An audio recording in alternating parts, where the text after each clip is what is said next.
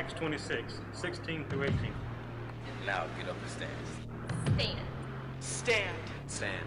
Stand on your feet. I have appeared to you. To you. To you. To appoint you As a servant and as a witness.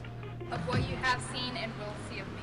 I will rescue you from your own people and from the Gentiles. I'm sending you. I'm sending you. I'm sending you. I am sending you to them. To open their eyes. And turn them from darkness to light. And from the power of Satan to God.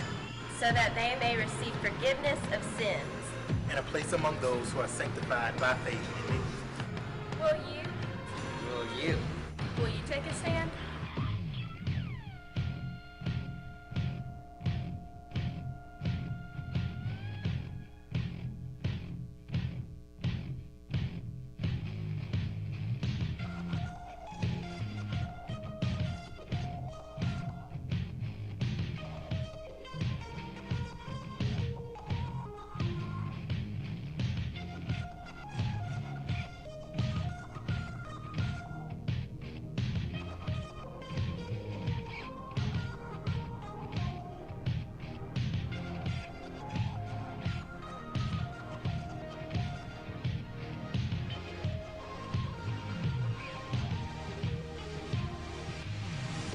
Yo, welcome to the stand.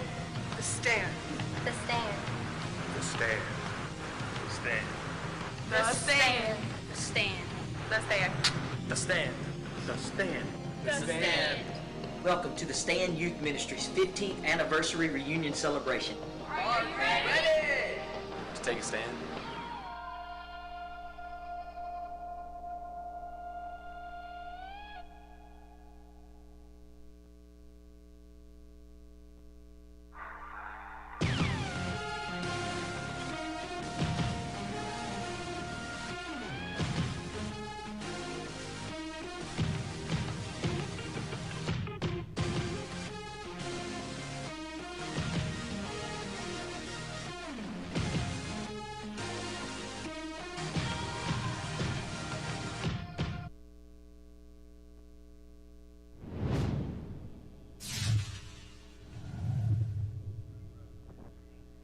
Good afternoon. I am glad that you are here.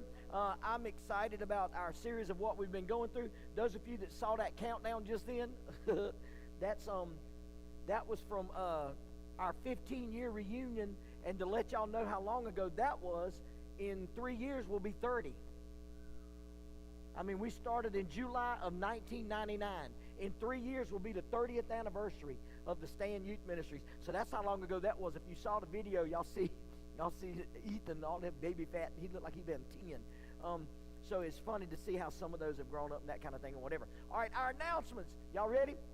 Let's go, baby. Hey, guys.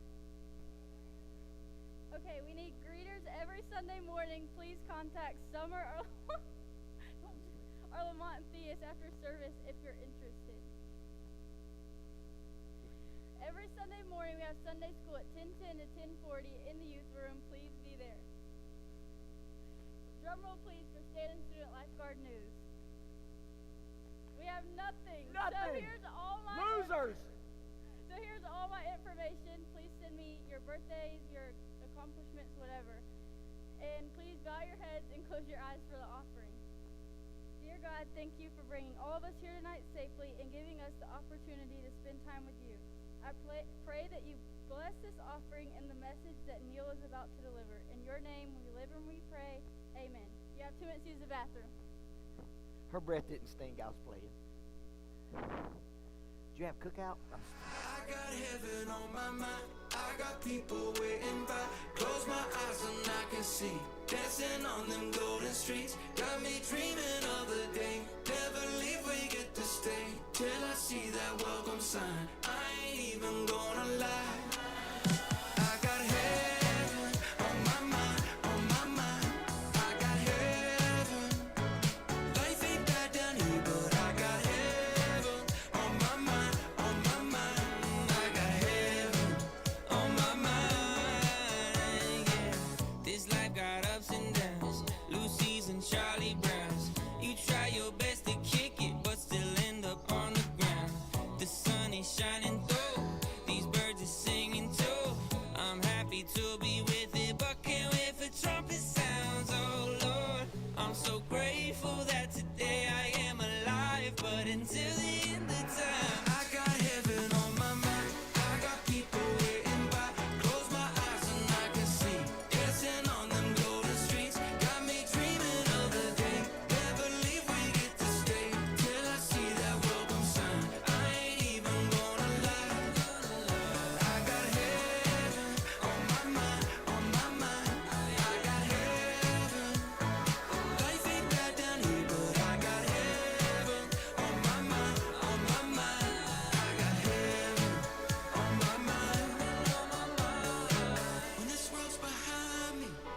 my days are all through, you try and find me, I'll try and find you.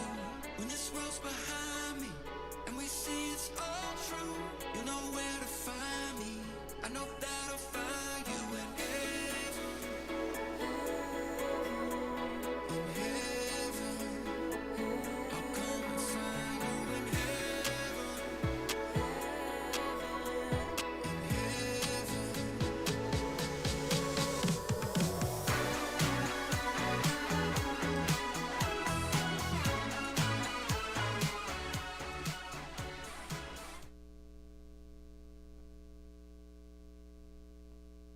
Have got somebody new as our youth and discipleship director in South Carolina. He will be starting on August the 17th. I am very, very excited. Our new youth and discipleship director for South Carolina will be Joel Reyes, the guy who hosts Winterfest. He is going to be our new discipleship director, so he'll be in charge of our youth camps and all youth functions and everything. So I am very, very excited about that. So I'm glad that you are here tonight. We're going to jump right in. So we have been doing our Campfire Chronicles thing. One of the greatest places that you're going to hear stories on the planet Earth is around a campfire or in a tent or something like that when you're camping.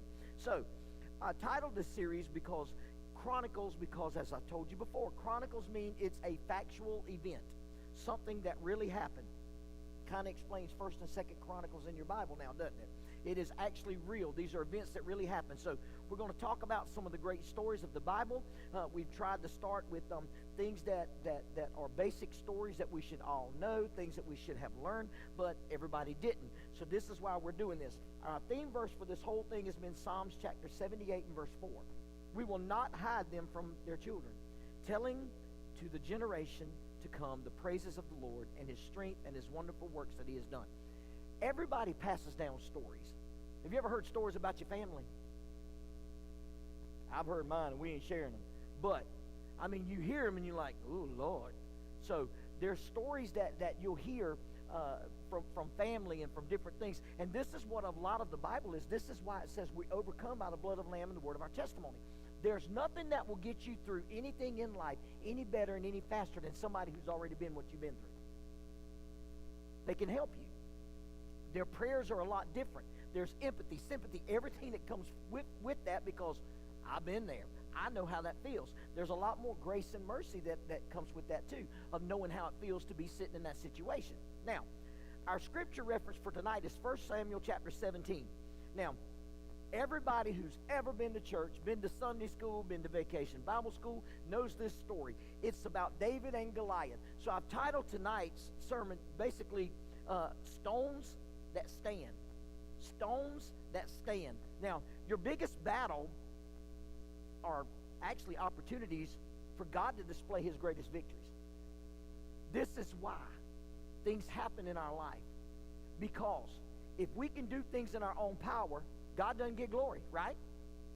So that's why things happen. So people can look at you and say, oh, that had to be God. It had to be. So here's the thing. We all know the story, but imagine this. So I've often thought about this.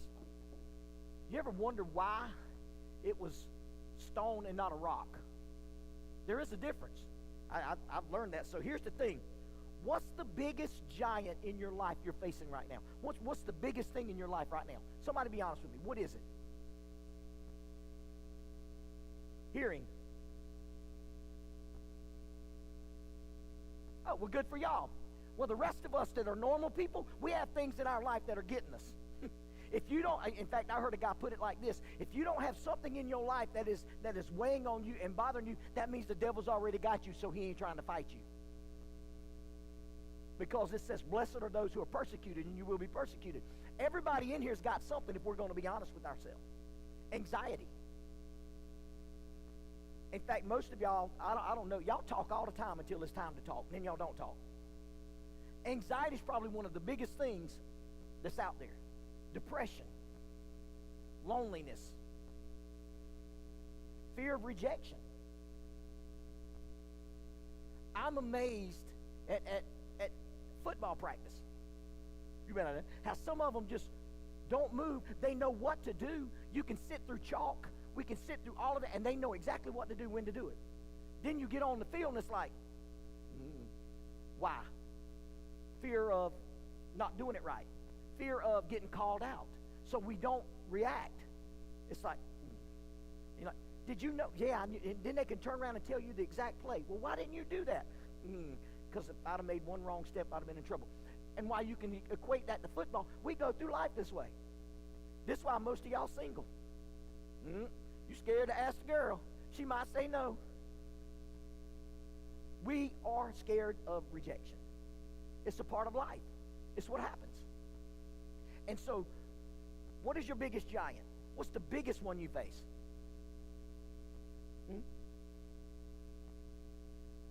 Consistency. That's probably the truth for all of us too.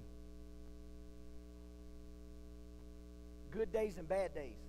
What do you do on the bad days? Y'all, I had to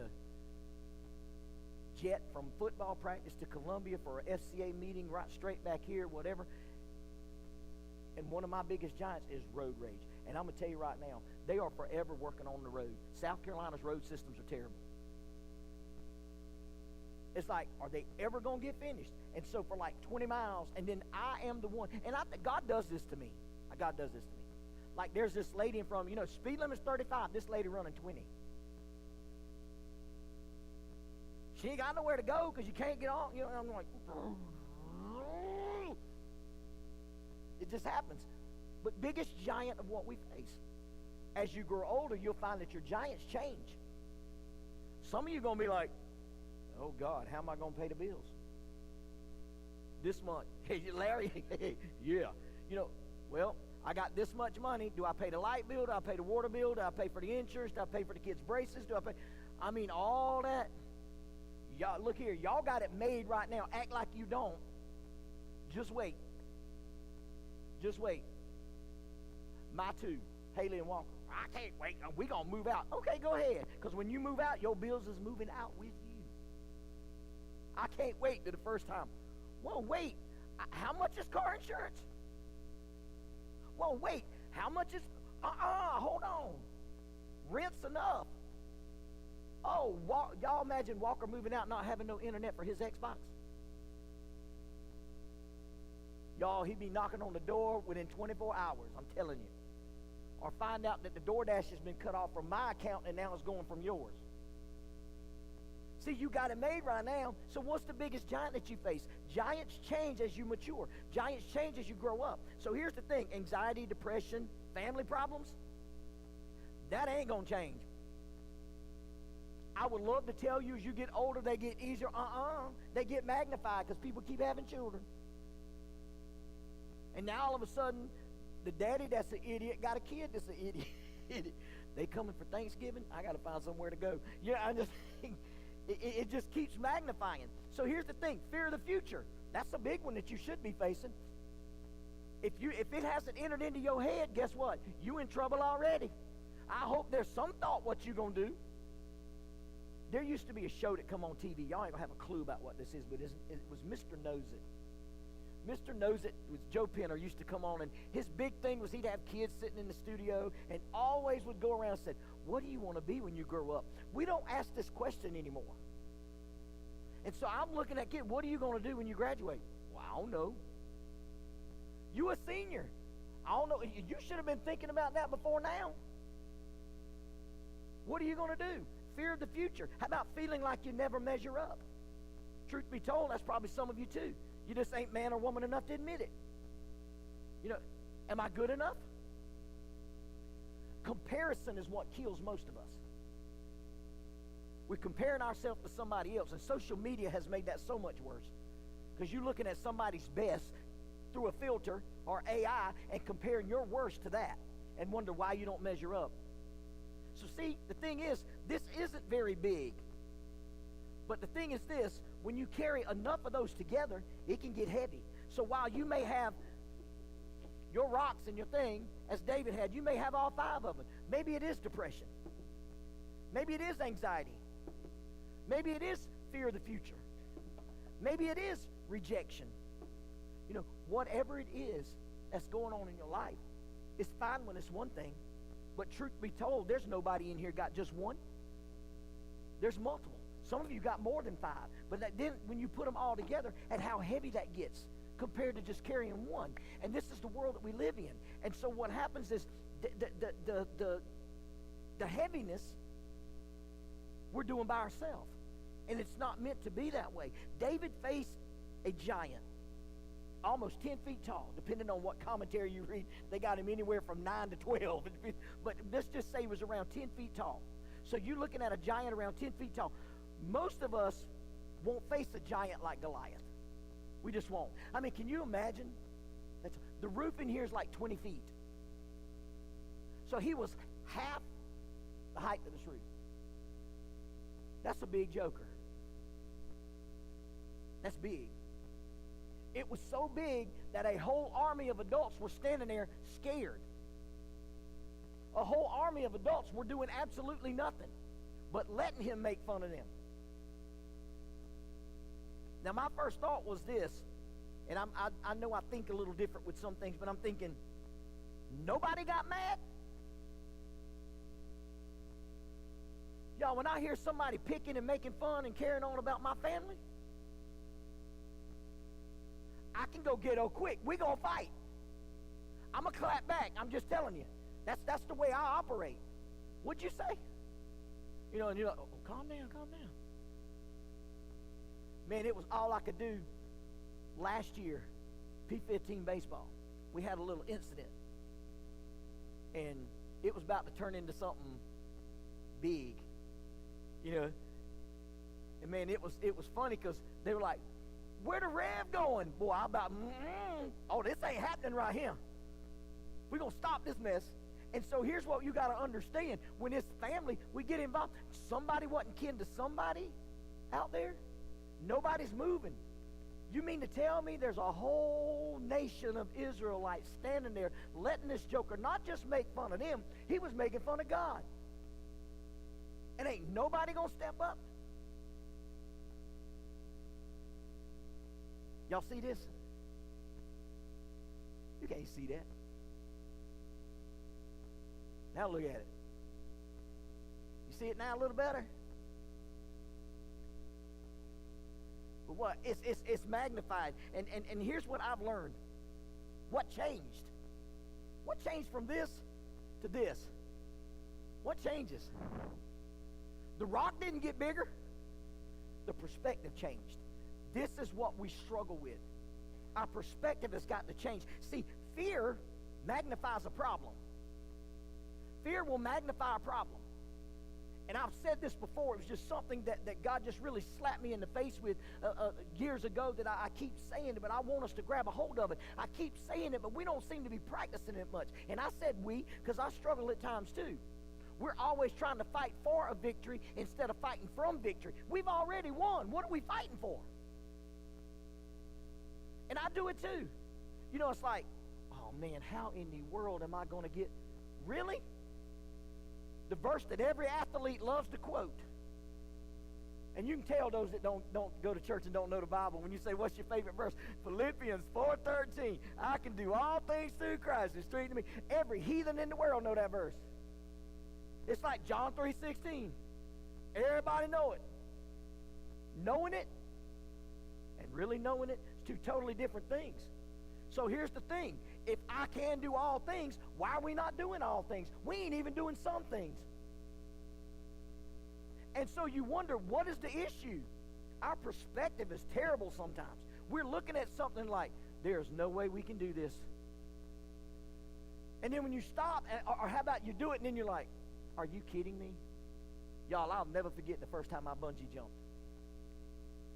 I'm standing there, and that joker's like, I'm going to count to 3. 1, 2, 3. Okay, let's do it again. 1, 2, 3. I still ain't gone. I was like, that's a long way down. So he goes, 1, and pushes me. I ain't gonna lie, I scream like a girl. I ain't lying. No, let me change that, because there's some girls, y'all, I met some girls in Washington, some of them Samoan chicks, they'll beat your tail. They ain't a boy in here, they won't whoop your butt. So let me rephrase that. A girly girl. There's a difference. Some girls are tough. But man, after it happens and I scream the whole way down, when I got finished, I'm like, I want to do that again. Isn't it funny how that happens? Why are we not walking in victory and confidence before? And it's like after it happens, we know because our perspective changes. And what we've got to understand is that faith actually magnifies God. Faith magnifies God. So the question isn't how big is the giant. That's not the question. Doesn't matter. The question is how big is God? Because it doesn't matter what you face. So here's the first thing I've learned. Giants grow when we focus on fear. Giants grow when we focus on fear, meaning what? I can focus on fear because I'm going to get through this. Fear, when I'm focused on it, I'm getting through. What giants do you think students are facing today? What would you say was the biggest one? That giant, what? Huh? Anxiety. I'd probably agree with that. Okay? Okay? Noise. That's good. That's real good. I was thinking, go ahead, Trey. Okay? The countdown that we played first from 15 years ago. Okay? You look at that and I'm thinking there was 45 to 50 people in that drama group. Now we try to have drama team and you get 3 show up. They don't show up. And now you got boys that say, I ain't showing up. That's in fact, here's the thing. Man, that's sissy boys do all that thing. Well, you see the boys that was in that? I got a challenge for you. You boys that didn't want to be a part of the drama team because you said it was for girls, just tell Jason Capel that. Those of you who don't know, he's like a black belt. Tell Elwood that. Tell Howie that. They were all a part. So, I mean, that's not what it is. What it is that's your cop-out because you ain't man enough to do something. And so what we do is we get caught up in all that because we're so busy with the noise around us and we've allowed the noise to establish our whole thought process. I look at what happens in things that are made today, decisions that are made, and I'm thinking, man, we have messed up. I'm watching people can't talk anymore hardly. No social graces anymore. Gamers just sitting in all day long. Y'all, the difference, I don't remember going to an athletic trainer. Because if you got hurt, you didn't go. You didn't tell the coach because he wasn't going to let you play. And if he didn't let you play, you lose your spot. So, man, you can have a broke ankle. I ain't telling the coach I'm gonna wrap that thing up so I can keep playing. Now, I walk through the halls of right there in front of the athletic trainer, and I'm like, they lined up. Y'all, there's a joker today. He's huge. He coming off like this. What's wrong with you? My back hurting. I'm like, you 17 years old, 6'5", 280, and you wasn't even hitting today. You were just running. How'd you hurt yourself? I don't know. I stepped wrong and my back hurting. Oh my God. I told Coach Marley today, I'm just going to buy a bulk of pacifiers. And when they start doing it, I'm going to start throwing that to them. It was awful. I'm like, are you kidding me? We just can't get into there. And the thing is, oh man, I'm scared. And now fear has driven us to do things. 1 Samuel 17:24. And all the men of Israel, when they saw the man, they fled from him. What? And they were dreadfully afraid. Now, for 40 days, Israel has stared at Goliath instead of God's promises. This is our first problem. We focused on what? The fear. Instead of the overcoming the fear. Oh, shoot. And you know how that is? Have you ever done to where you talked yourself into something to be scared? I've done it. Well, here's coming, a test is coming. Oh, shoot, wonder if she's, I bet it's going to be discussion instead of multiple choice. Oh shoot, I bet she's won't. And you continue to make this mental thing in your head that's just going into all kinds of stuff, and then all of a sudden you get the test and you're like, that's it? This is what's actually happened. You've got all these adults looking at Goliath and like, oh no. I can imagine this. Dude, have you seen how big he is? Look at that. Oh man, look how big that spear is he's got. Look at his shield. I can imagine they begin to talk. They begin to build up this thing in their hair, in their head. So 40 days. 40 days they're standing there. Fear grows when faith stops looking at God. Instead of saying, okay, this is what's here. God, what do we do? No, that's not what's happening. The enemy wants you to believe that your problem is impossible. That's the thing. The battle of the mind is in there. And they're trying their best. Isaiah 41:10 says, do not fear, for I am with you. Then we find out in Psalms 56:3, tells us when I am afraid, I will put my trust in God. Imagine watching the same scary movie every night. You watch the same one. Eventually, you'll expect the monster, right? You know it's coming. It doesn't get scary anymore, right? Right? If it doesn't, then you really are stupid. I mean, if you know, I know what happens next. You ever done, y'all, I love, they're basically our grandbabies, but I love Evelyn, Della, and Ruby. But Evelyn is absolutely awful to watch anything with her that she's seen before. Because she is going to sit beside you, and she'll say, see, Pappy, guess what he's fixing to say? And they tell you, like, would you shut up? I'm trying to watch the movie. And you really have to watch the movie doing Evelyn like this. Don't talk to me. I want to see what happens. See, you watch the same movie over and over again, you know what's going to happen, right? Anybody got a movie that you can almost quote what's going on? What is it? What? That's funny. You know what it is? Oh, my Lord, we done got, you stuck a nerve right there. See, this is what's funny. Hold on. This is what make things worse. We sitting, did you know who she was? But yet here y'all are already, same movie. Anybody else got one? Tombstone. Y'all, I got Tombstone. I can lay all that out. It was a horror movie. Julie, you don't need to know. Julie ain't watching nothing scary, I can tell you that right now. Her and Walker both. Walker ain't going to no horror movie. He ain't going to no haunted house. Walker ain't. In fact, I'm not. Y'all think I'm lying. Walker's 6'2", 280, and they put a scary movie on like an advertisement comes on, and it's about a scary movie. Walker will literally do this. He ain't looking. I ain't looking. He ain't look. Who else? Who's got something you watch? What? You got to be kidding me. Y'all funny. Okay. Finally, we got it. We got a Disney thing. Frozen. Oh my God. Rapunzel. Y'all, there's not a single Disney movie on that Haley can't quote at all. That and Hamilton. Her and Walker both. They will sing it together, and you're like, oh my God, shut up. You know. So put that's I'm gonna move on. But here's the thing: you hear it and you know what's coming. Nobody has to tell you. And here's what's funny: you still sit there and watch. Do y'all do that? Y'all, I will watch Law and Order over and over and over and over and over again. I already know who did it, and I'm still like. But you know what's gonna happen, right? This is what's getting me with this. And while you look at that and you're like, well, that's just stupid. Why do we do this? You got the same things fighting in your life over and over and over again, and you don't overcome it. Why not? You should know what he's going to do.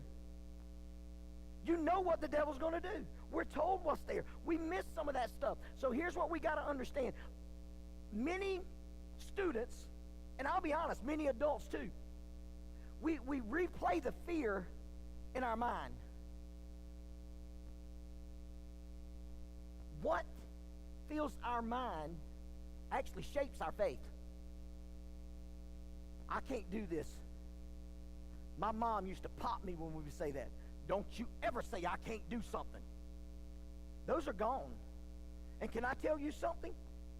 I'm so sorry for the way adults have done a lot of you. And I'm trying my best to change some of that. I got a hold of a kid that's just coming in. a incoming ninth grader that, y'all, he is a D1 body already. His older brother went to NC State, but he was offered at Clemson, Carolina, everywhere.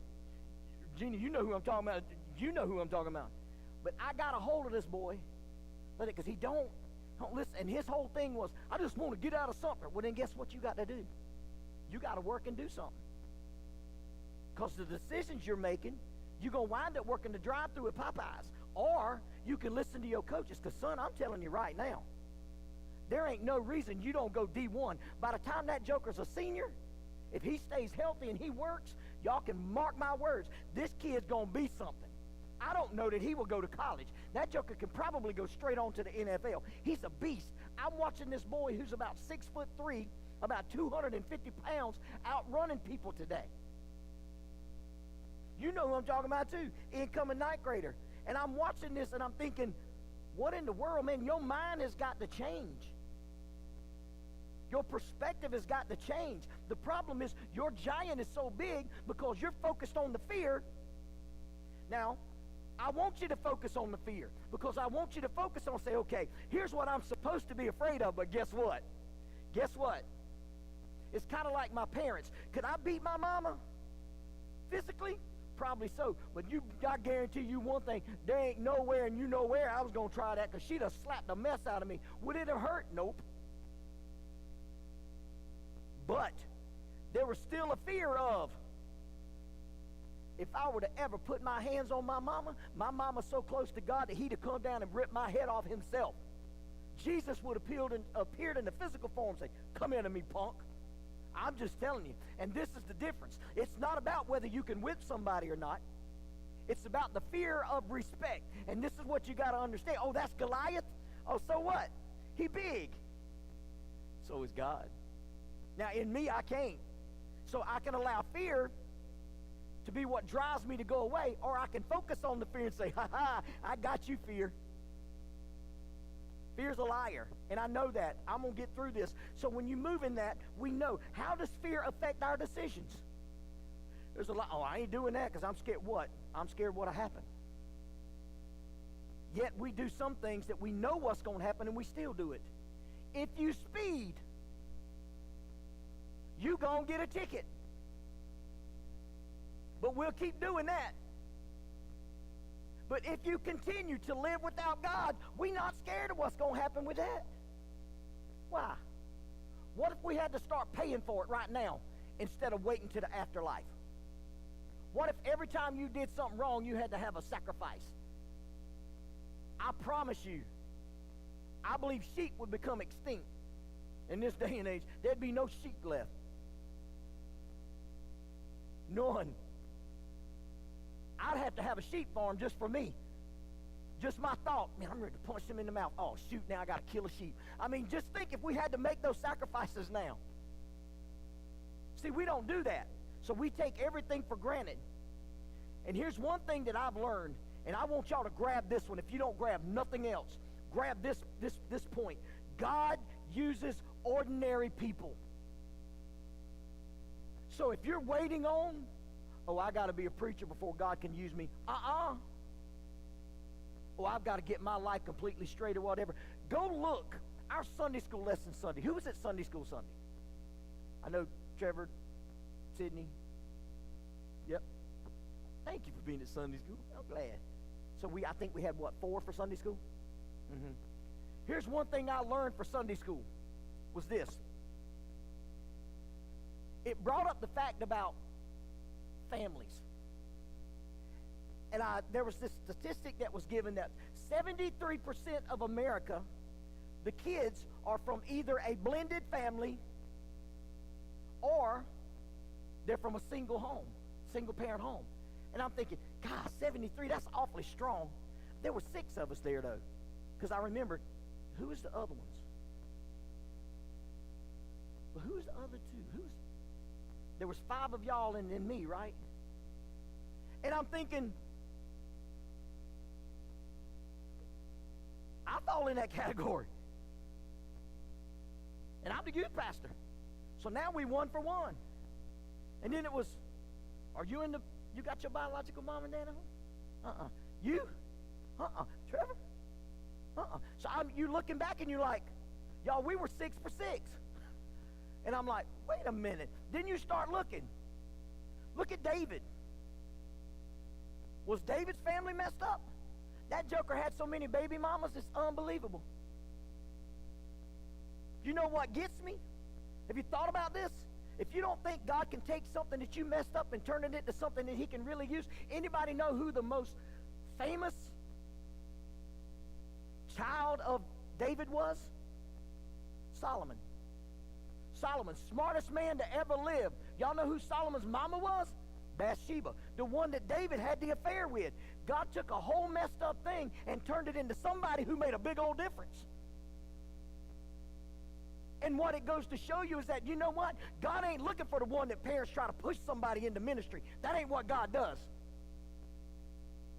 God's going to take that person that's so screwed up and messed up because he says, I can do something with this one because this one knows I am nothing without you.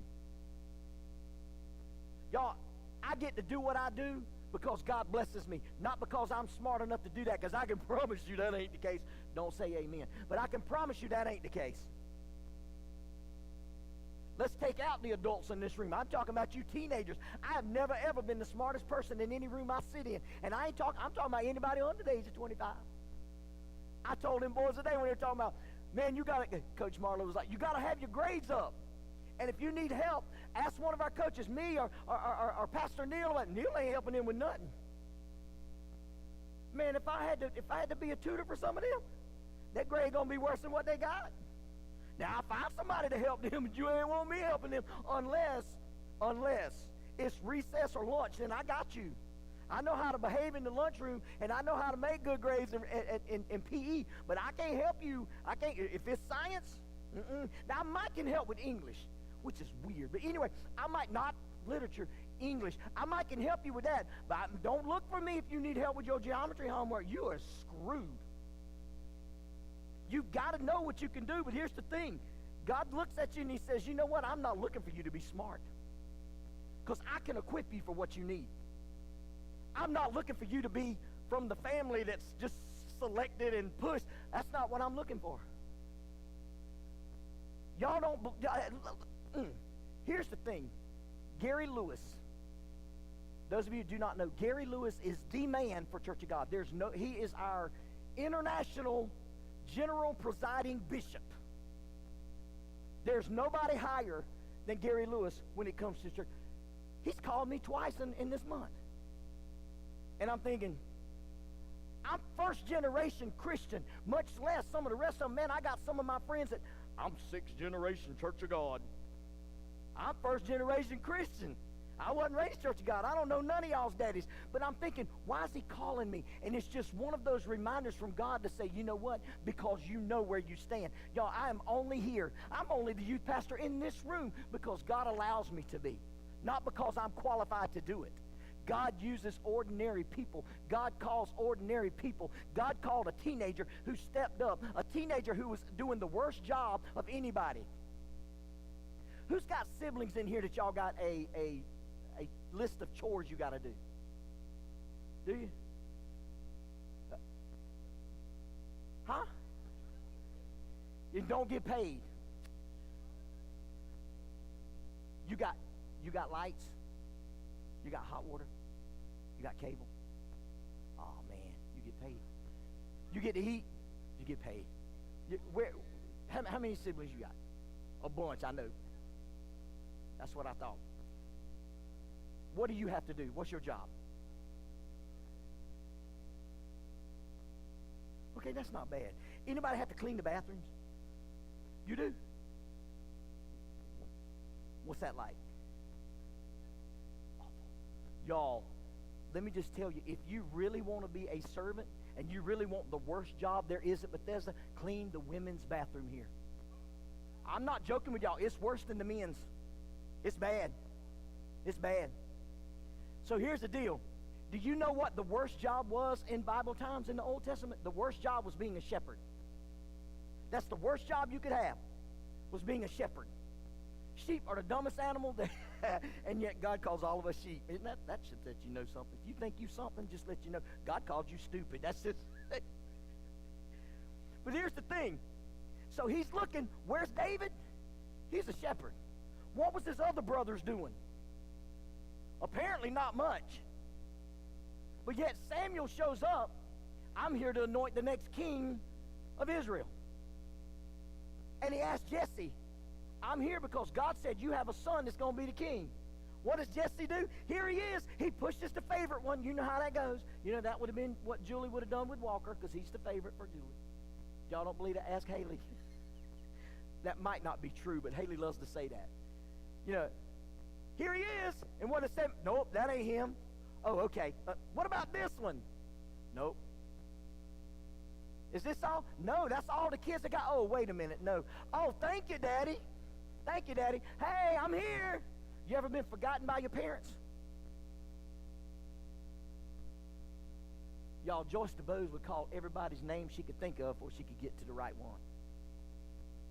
It'd be like, Amanda, Becca, Taylor, Hayla, Neil.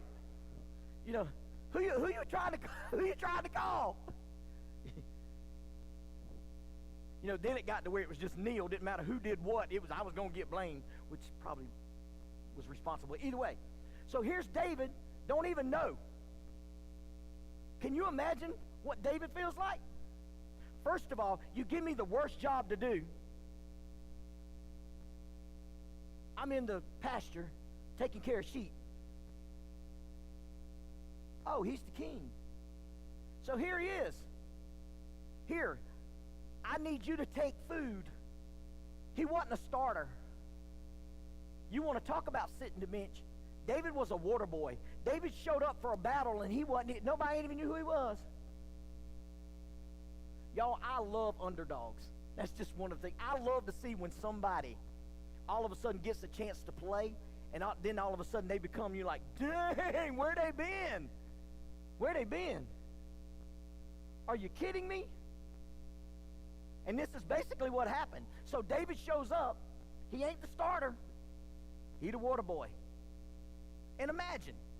Now you want to talk about confidence though. He shows up. There's a whole nation of adults standing there. They scared. David shows up, gives his brother the food. And he's standing there and he's watching. Now, back to commentaries, theology, they say David was somewhere between the ages of 12 to 14.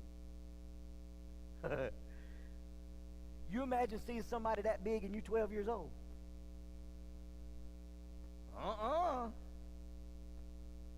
Man, I know 25-year-olds can't stay by themselves in the dark. I know some that are in their 20s that ain't going to take the trash out at night because they ain't going out in the dark by themselves.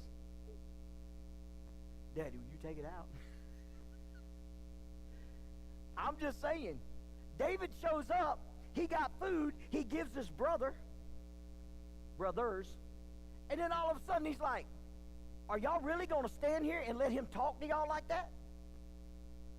You want to talk about somebody ordinary. First of all, you got to, and it says David was young and ruddy. Y'all know what ruddy means? He was a punk. So here's the deal. David shows up. You want to talk about ordinary. This is what happens with most of things. People will underestimate who you are when God's in your heart. They're looking at you from a physical side instead of a spiritual side. And that's two totally different things. Y'all may have heard me tell this story. One of the best things I've ever heard that was a thing of that happened in this room right here during a lock-in that we will never, ever, ever, ever, ever, ever do again. And that was the capture the flag during the snowball fight. Me and Lee Gandy are at Walmart. This was when Walmart was open 24 hours. We're at Walmart 2 o'clock in the morning. We bought 150 pair of socks and 50 pounds of flour, and we made snowballs. Out of all of them, we had 150 snowballs. So we're playing capture the flag, right? And I let them pick teams. High school boys, high school girls, you can, if there's 8, you got 4 for each side, whatever.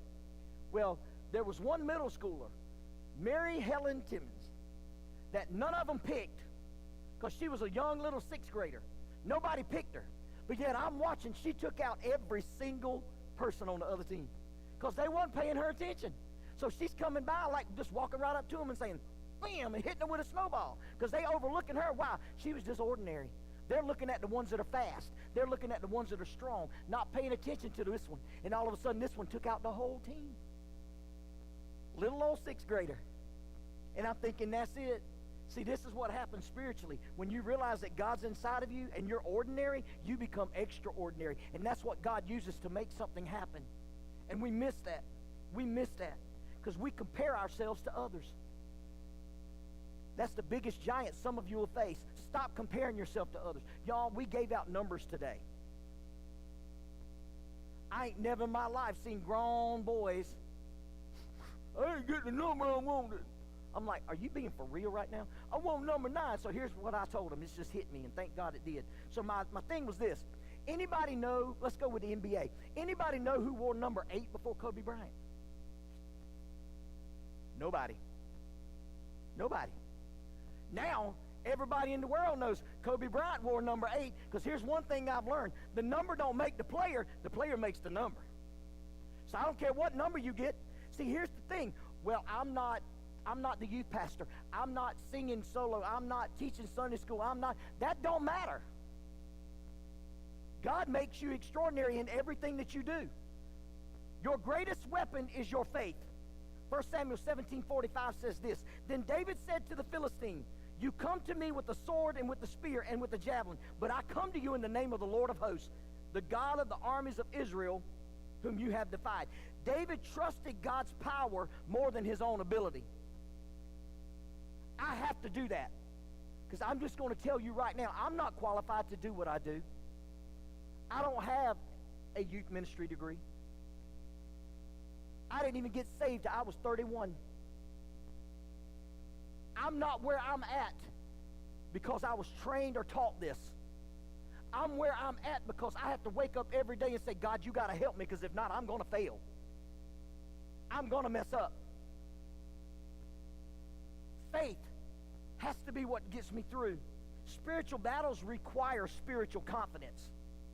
As a man thinks, so is he. If I wake up every day and say, I'm an overcomer today, and I begin to think like that, always, guess what? My days are going to be overcoming. I'm going to be able to conquer anything I've got going on. Ephesians 6 actually tells us, put on the full armor of God. The problem is a lot of times we'll put on the helmet of salvation. We don't put up anything else. And if you don't have on the full, you're going to get knocked out. You hear me? I watch, we're hooked now on SWAT. Y'all watch SWAT? Anybody ever seen SWAT? Incredible. And I watch as they go through these things, and they're putting on everything, and I'm thinking, they're fully covered, but there's still parts of their body that's not. You know what's amazing to me? Do the research on the full armor of God. You know what's not covered? Anybody know what part of the full, what? Your back. Bingo. Come on, girl, preach for me. Come on, finish it. No, I'm just playing. But that's what it is. I'm not called to run and retreat. What I'm called is to stand here. You know why? Because if I've got the body of Christ with me, they're standing here too. I'm not running. David didn't run. In fact, they were said, here, wear this. And you know what he said? I can't wear that because it don't fit me.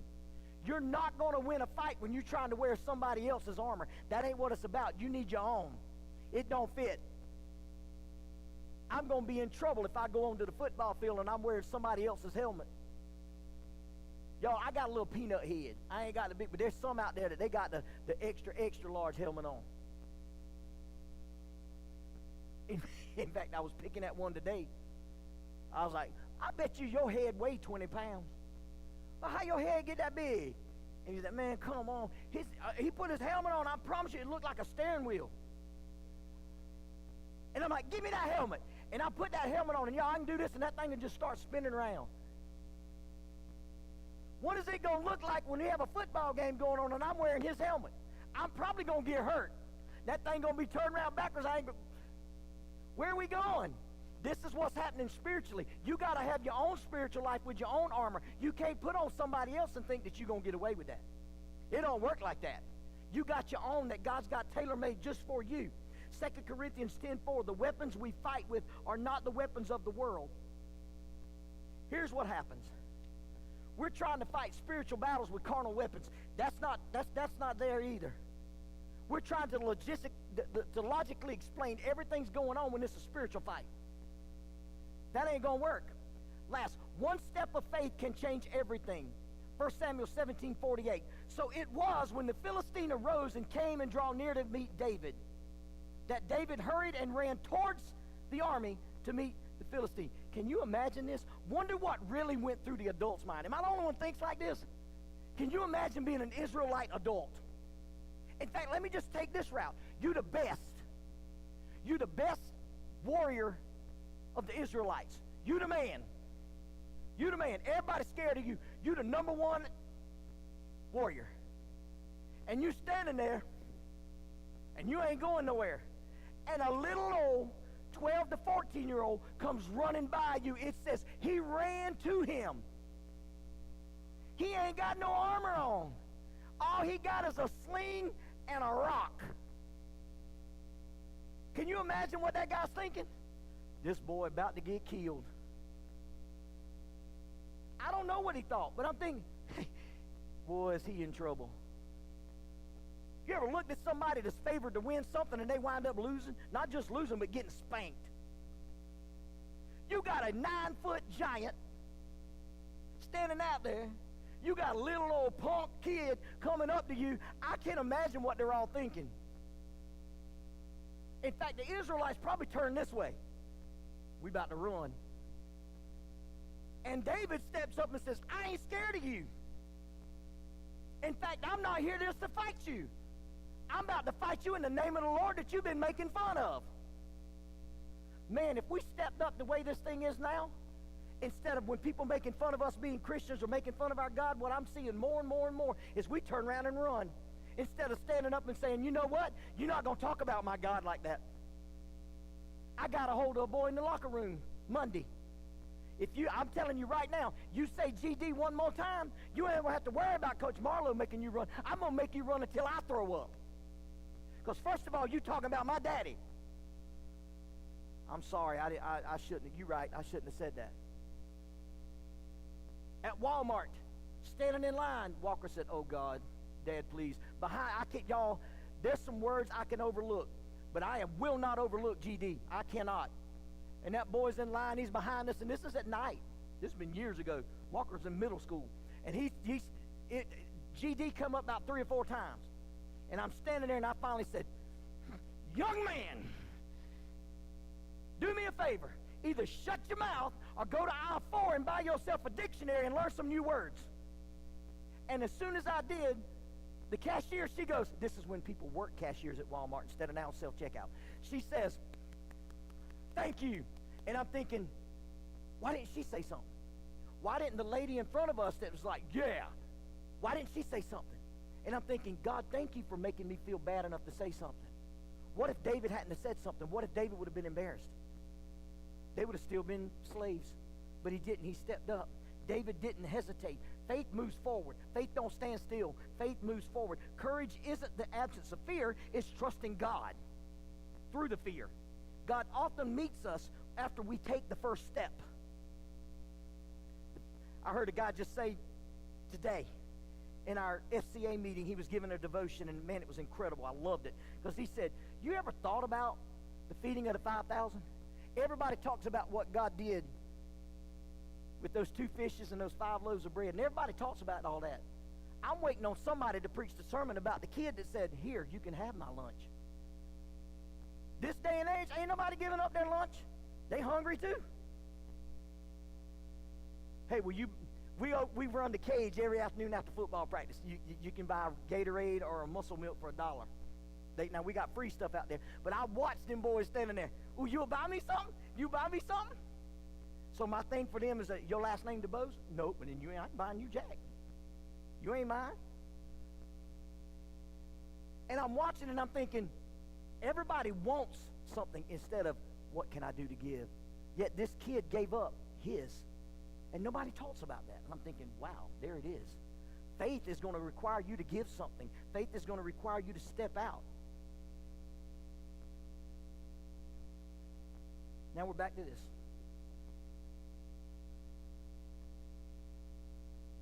Stone was not special. Nothing in it. It was just one of 5. David wasn't special because of the stone. He was special because he trusted an extraordinary God.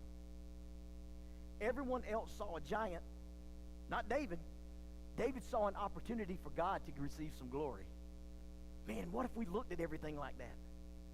Well, this is going to be difficult. Don't look at it like that. Look at it and says, this is going to be tough, but man, can you imagine what the world's going to look at this after we come through this because of God?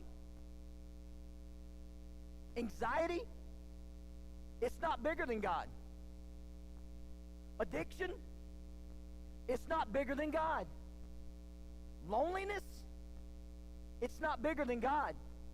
Depression, your future, the giant in your life, nothing is bigger than God. Y'all, we've got to start practicing this. Me included. Some of you walked in tonight carrying giants that no one else even knows about, because you're embarrassed to even admit. You've smiled through anxiety. You've hidden addiction. You've covered depression. Tonight, God is asking you one question. Will you trust me? If you'll start some music back there for me, please. Maybe you need courage. Maybe that's the big thing. Maybe you need healing. Maybe there's a lot of junk going on in your life that you're scarred. I am. There's family issues. Maybe you just simply need to lay that giant at the feet of Jesus. Do not leave here tonight carrying away the giants in your life. Your giant doesn't get the final word. God does. This whole series that we've learned how incredible God is from the Chronicles, which are the facts. Remember, we started with creation. God created the world with what? A purpose. A purpose. Noah trusted God. You don't believe he was made fun of? Rain did not exist. He's making a boat. For what? There's going to be waterfalls from the sky. Yeah, okay. Idiot. Remember, we talked about the 3 young men that trusted God in the fire. David trusted God in a battle. Every story that we've talked about teaches the same truth, and that God is faithful to those who trust Him.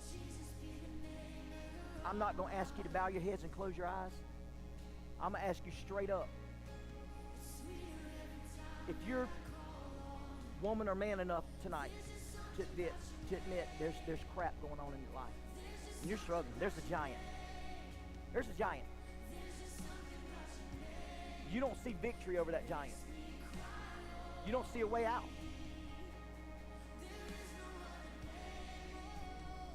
I'll just go ahead and tell you, I got a couple things in my life. To be honest, I don't see how God's gonna have to give me help, give me knowledge.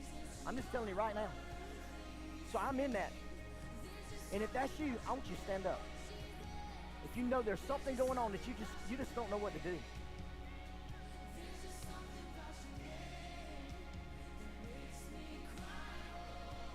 I figured.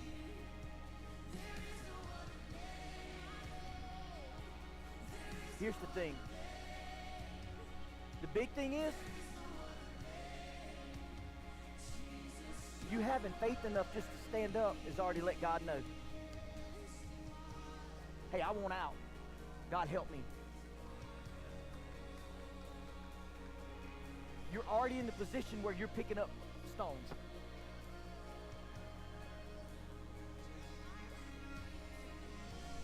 You're in the position where you're saying, you know what?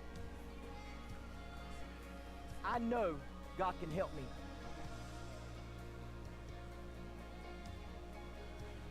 I'm going to ask the rest of you if you'll gather around these to pray. We're in this together. Don't be the Israelites just sitting down watching something happen. Step up and let's pray over these. Begin to pray over those that are standing up.